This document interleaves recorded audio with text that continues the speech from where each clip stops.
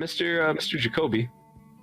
Yes, I'm trying to defend Vale's honor in chat, and it's just not being successful. Yeah, there's a lot of Vale hate. Wow. I don't really like. I don't. You know the I don't guy know. that loves everybody in the group? Yeah, kill him. Honestly, I don't really get it. I don't understand it personally, but I take it as a compliment. This is looking at you, Vale Restored. is the Toby of ancient relics and hokey religions. Oh no! Oh my gosh. Oh I'm my the God. Toby? Actually, that might track the more that I think about it. Hey guys, Michael.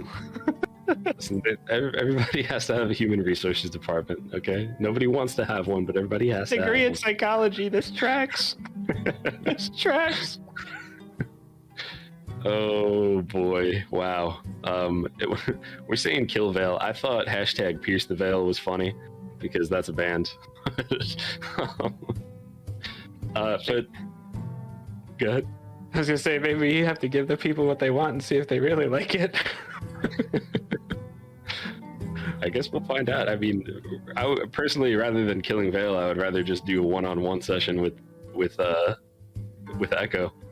You know, just to give the people, they were talking about that earlier. Maybe there's some of that in the future. I don't know, but this is dragging on a little bit. So, Mr.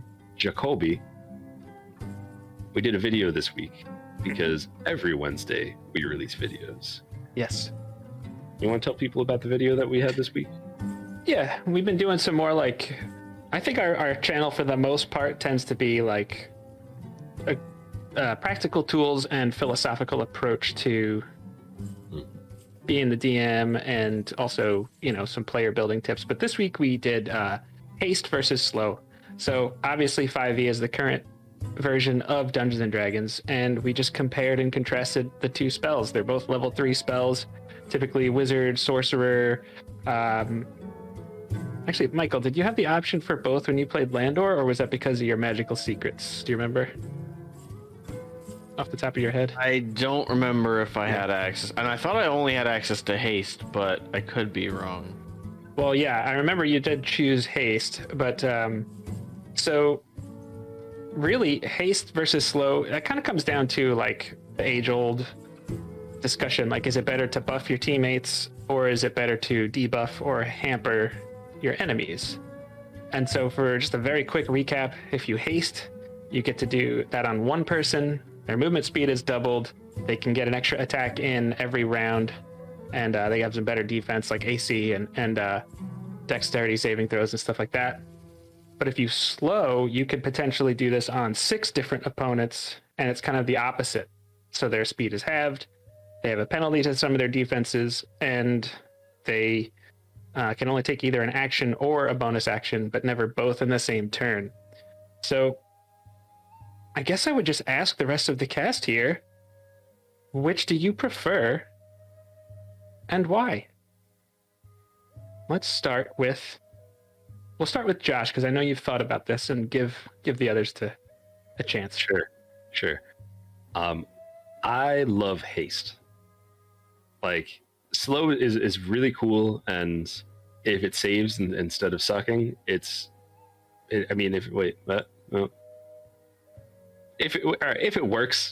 it works, it's awesome. Really helpful if you're fighting like a group of people.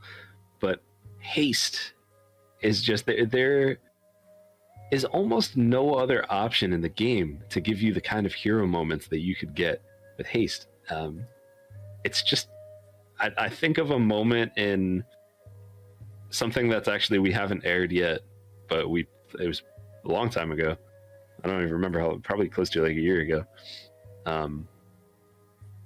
And basically Michael's character hasted my character, who was a fighter, and my fighter already had the mobile feat, and he was just like flying around the battlefield, like literally running across water, and like just it was nuts. Like you could just run and be like, I hit this person. It's very cool, and I'm a big fan of Haste. And if you want to hear more of my thoughts on it, check out the video on youtube.com/jnjtabletop. Yep. I'll save you the time now and just say that I love it. All right. So, Evan, what do you prefer? Do you prefer haste or do you prefer slow, and why? My answer is pretty similar to Joshua Tabletops, which is to say I love haste because you can have a lot more interesting, in my opinion, you can have a lot more interesting moments come from haste, even though slow is incredibly powerful because of the high target count. It is a little save or suck, which is rough, but you know, that is super useful. But something that you mentioned is that you can give that target an extra attack, but that's not exactly what it says. You give them an additional action, and if you use that action to attack, it's one extra attack. Yeah. I have had moments where I've been able to use my extra hasted action to, let's say, administer a potion to a teammate who fell down, and that was the healer. I love this. Like, we pick up that healer and then still be able to, you know, to fend off the things that were attacking that healer. Yeah. So it's like those moments of like unpacking, wait a minute, I can do this. Ah, that's right. And I still have all this movement. It's very, very cool. You get a lot of fun stuff out of it. Very cool. All right, Michael, what do you think? I know you have experience with haste as a caster in our other campaign we played, but what are your thoughts? As much as slow looks cool, to me haste never fails. Unless it can be counterspelled, I'm not sure. Probably could be. But I mean, unless in that rare occurrence, you know, it's going to work every time. Whereas slow, you could cast it and it could hit 6 people and all of them could save. And it wouldn't affect a single person and you would have just burned a 3rd level, you know, slot. Yeah, that's probably the most ironclad reason, I think, to pick haste is the fact that it's not like someone's going to be like, no, you can't haste me. I resist. I resist you. That's the way that goes. How about you, Izzy? I think I want to pick slow because, like, obviously haste has its advantages, but I feel like slow is something the entire party can benefit from. Mm-hmm. So obviously there's the risk reward of whether or not they save, but if they don't save, yeah, everybody is safer and everybody can get more attacks on it. Or, you know, if there's some sort of ranged spell, they have to make a dexterity save. Yep. Isn't there some sort of disadvantage with that? They get a penalty, yeah. Yeah, so I feel like it also depends on the makeup of your party, as it does with like most things that spellcasters take. Mm-hmm. Yeah, and for me, I love every answer that you all put together. And for me, it comes down to how many targets are in the fight, because, I mean, unless it is a wisdom save for slow, so if you know you're going against fools, then maybe slow is much more much more effective. If you have a lot of potential targets, that raises the ceiling for slow and also increases the odds that would be effective. So let's just take our current situation. Going up against the dragon, I'm not even considering slow. I would go haste all the time because one roll from the dragon and that's not a thing. But if we were fighting a group of frost giants, that might be something to think about. It might be more effective to help slow down the party. So that's where I would land on it. And yeah. I think Skelly brings up an excellent point there. He said haste makes you go fast like his hero, Sonic the Hedgehog. I have to agree, because Sonic the Hedgehog is my inspiration. Oh, he's everything I want to be. Yeah, same. So that's it.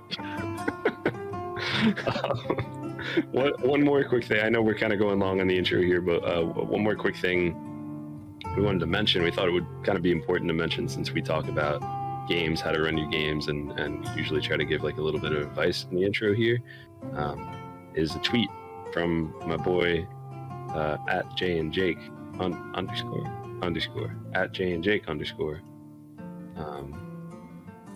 in which, I mean, I don't know if you want to explain that or if you want me to. You can go for it. I'll put a link to it in chat. Essentially, somewhere on the interwebs, it was Twitter. Yep. Somewhere on the Twitterverse, somebody said it was D&D advice telling DMs, that the trick to railroading, or the trick to DMing, is to railroad the players and just make sure that they don't realize you're doing it. That is like literally the worst advice that anyone could give you. Like, if you're a DM, just don't do that. It is okay. It is okay to have a railroad game as long as everyone knows that it is a railroad game. That's totally fine. You know, sometimes you just all aboard and just pop on, you know. That's fine. They're fun. A lot of one-shots are like that. Some regular campaigns are like that, and that's okay.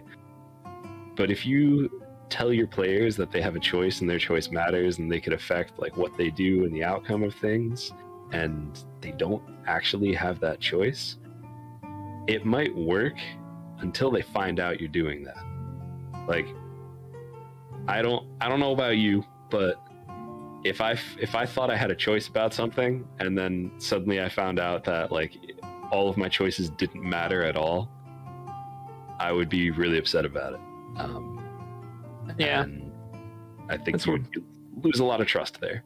Absolutely. This is a game about trust and communication, and that's the kind of thing, like, you just don't do it. And, you know, there's a lot of great people on the internet, but as you know, the internet, it's like, you know, Abraham Lincoln said you can trust everything you read on the internet because it's true.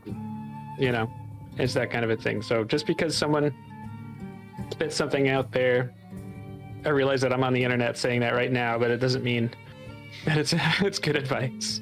Just he said that in Abraham Lincoln Vampire Hunter, right? Right. No, Vampire Hunter 2. Yeah. Okay, all right. Yeah, this Okay. the squeakquel. What? Every time I make Evan turn his head and shake it like that, I just feel like I have one pundum. So, yeah. Don't do that. Don't be a jerk. That's a jerk DM move. The better thing to do would be to talk to your players ahead of time and ask them what's going on.